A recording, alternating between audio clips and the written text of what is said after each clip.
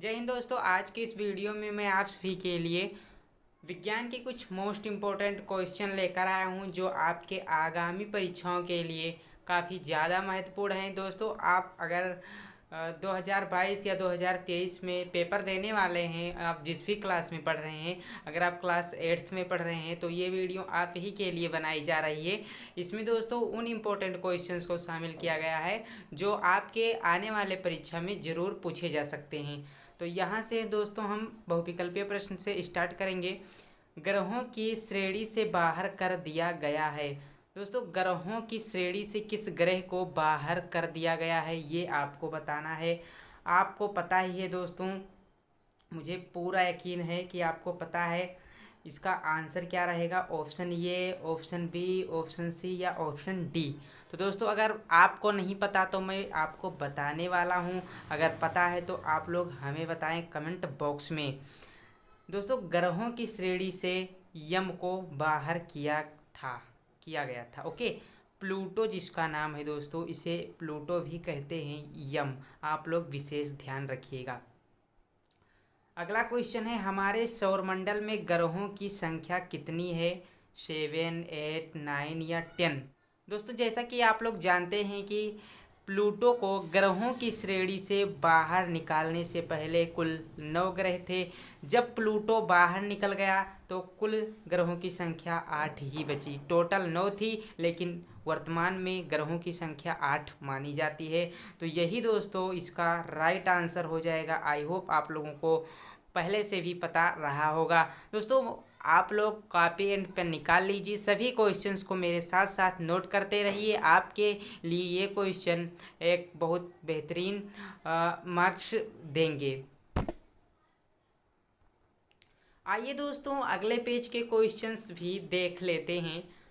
Question number 3, परमाणु के मध्य भाग नाभिक में पाए जाते हैं।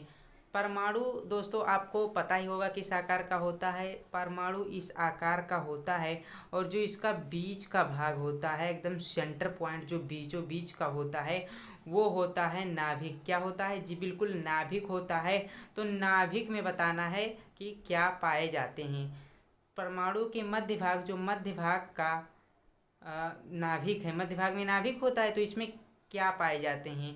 प्रोटॉन और न्यूट्रॉन, सॉरी, प्रोटॉन और इलेक्ट्रॉन, इलेक्ट्रॉन, इलेक्ट्रॉन और न्यूट्रॉन या प्रोटॉन और न्यूट्रॉन। तो 4 ऑप्शन आपको मिल रहे हैं। ये क्वेश्चन बता दूं दोस्तों, बहुत ज़्यादा इम्पोर्टेंट है। आपके परीक्षा में ये 100% देखने को मिल सकता है। तो दोस्तों आप लोग इस प्रश्न को नोट कर लें और जवाब देने का भी प्रयास करें सभी लोग। दोस्तों, परमाणु के मध्य भाग यानी कि नाभिक में प्रोटॉन और न्यूट्रॉन दोनों पाए जाते हैं। क्या दोस्तों? जी बिल्कुल, प्रोटॉन और न्यूट्रॉन दोनों की उपस्थिति होती है परमाणु के नाभिक में। आई होप आप लोगों को पता चल गया होगा। क्वेश्चन देखिए, कोशिका का ऊर्जा ग्रह यानी कि पावर हाउस किसे कहते हैं? दोस्तों, कोशिका का पावर हाउस किसे कहा जाता है?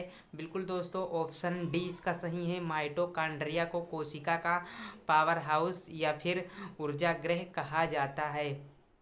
ओके, तो चलिए अगला क्वेश्चन अब देखते हैं दोस्तों। क्वेश्चन नंबर 5, कोका कोला जिसे कोल्ड ड्रिंक कहा जाता है आम बोलचाल में, आम भाषा में, इसकी बोतल में कौन सी गैस भरी होती है? यानी कि जब कोका कोला को खोला जाता है तो कौन सी गैस बाहर निकलती है? कोका कोला की बोतल खोलने पर कौन सी गैस निकलती है? तो आंसर इसका जाएगा ऑप्शन बी के साथ, कार्बन डाइऑक्साइड। आप लोग किसी से भी पूछ लीजिएगा, वो नहीं बता पाएगा। पूछिए कोल्ड ड्रिंक के बोतल में कौन सी गैस भरी होती है जिसे खोलने पर वो बाहर निकलने लगती है? वो कौन सी गैस है कि जैसे ही ढक्कन खोला जाता है वो फुर्र दे बाहर निकलने लगती है? उस गैस का नाम आप लोग किसी से भी पूछिएगा। तो मैं उम्मीद के साथ कह सकता हूँ ज़्यादातर लोग नहीं बता पाएंगे। तो आप लोगों को अब पता चल गया। बिल्कुल बहुत इम्पोर्टेंट क्वेश्चन है। नेक्स्ट क्वेश्चन दोस्तों, यहाँ से अति लघु उत्तरीय प्रश्न की शुरुआत हो रही है। ज्वलनशील ईंधन किसे कहते हैं? तो इसका उत्तर आप लोग देखिए क्या है। ज्वलनशील ईंधन पेट्रोलियम को कहा जाता है। पेट्रोलियम को ज्वलनशील ईंधन कहते हैं। जी दोस्तों, पेट्रोलियम को, हाँ जी दोस्तों, पेट्रोलियम को ज्वलनशील ईंधन कहते हैं। अगला क्वेश्चन है क्वेश्चन नंबर 8, किसी द्रव धातु का नाम लिखिए। द्रव धातु का नाम दोस्तों पारा है। यह पारा है, क्या है दोस्तों? जी बिल्कुल, यह ऐसी धातु है जो कि कमरे के ताप पर द्रव अवस्था में पाई जाती है। अगला प्रश्न है प्रश्न नंबर 9, विद्युत धारा का मात्रक बताइए। दोस्तों विद्युत धारा का मात्रक एम्पियर होता है। क्या होता है? जी बिल्कुल सही, एम्पियर होता है। आप लोग जल्दी से नोट कर लें। देखिए विद्युत धारा का मात्रक क्या होता है? हाँ जी दोस्तों, एम्पियर होता है।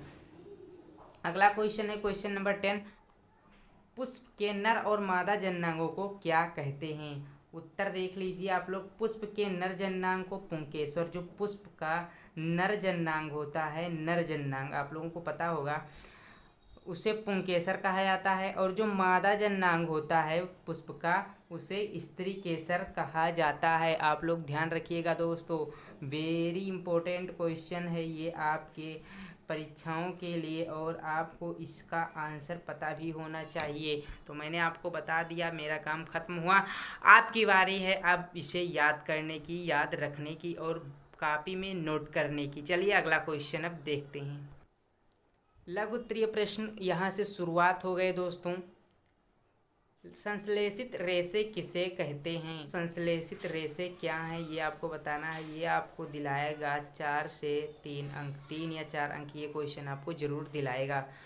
मानव निर्मित रेशे जैसे रेयान, नायलॉन, टेरिलीन, डेक्रोन, टेरिन आदि प्राकृतिक रेशों के स्थान पर प्रयोग होते हैं, संश्लेषित रेशे कहलाते हैं।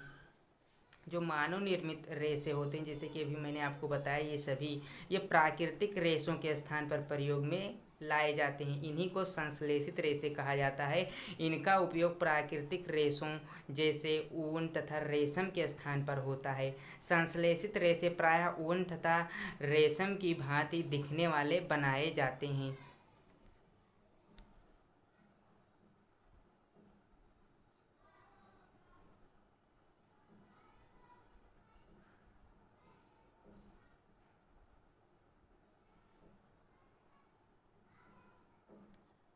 तो कुछ क्वेश्चन दोस्तों मैं आपके लिए होमवर्क के लिए लाया हूँ। आपको होमवर्क में ये क्वेश्चंस करने हैं, तभी आपकी प्रैक्टिस बढ़िया हो पाएगी। देखते हैं, धातुओं की ऑक्सीजन से अभिक्रिया को उदाहरण सहित स्पष्ट कीजिए। ये क्वेश्चन आपको खुद करना है। अगला क्वेश्चन है दीर्घ उत्तरीय। दीर्घ उत्तरीय में सभी क्वेश्चन आपको करने हैं दोस्तों। अगर आपसे नहीं हो पाते हैं ये क्वेश्चंस तो कमेंट बॉक्स में कमेंट कर दीजिएगा इस वीडियो के। मैं आपके लिए ये क्वेश्चन के आंसर जरूर लेकर आऊँगा। दिव्यांगता से आप क्या समझते हैं? अवगढ़ दिव्यांगता के बारे में लिखिए। ये क्वेश्चन आएगा आपको, ये क्वेश्चन आपके पेपर में 6 नंबर का आएगा या 5 नंबर का।